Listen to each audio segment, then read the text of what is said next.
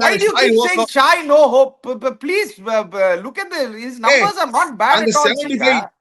அதுல 185 75 அடிச்சது ஏதோ ஒரு ஒன்றரை டீமோடா நீ வேற. சீக்கா ப்ளீஸ் சீக்கா திருப்பி இதே சொல்லாதீங்க சீக்கா.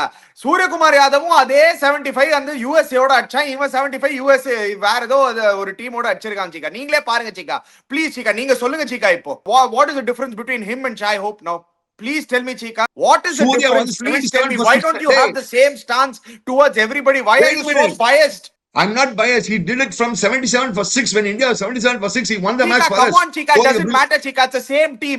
Don't change your stance for the sake of changing your stance. But please, Chika, this is not correct. This is not correct. You cannot say Shai no hope when he's averaging close to 40, 185 runs. Your captain is also the same. Why are you taking different stance?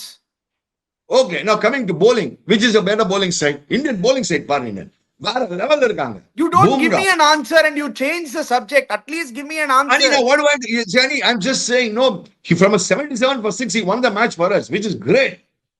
Don't forget, 77 for 6 was India that time against USA. Okay, Chika.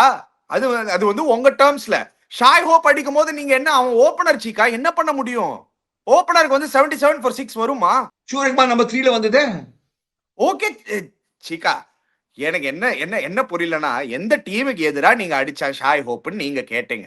Okay Suryakumar யாதவும் அடிச்ச runs நீங்க பாத்தீங்கன்னா ஷாய் no hope details காமிப்பா producer. அது பார்த்தா தெரியும் உங்களுக்கு.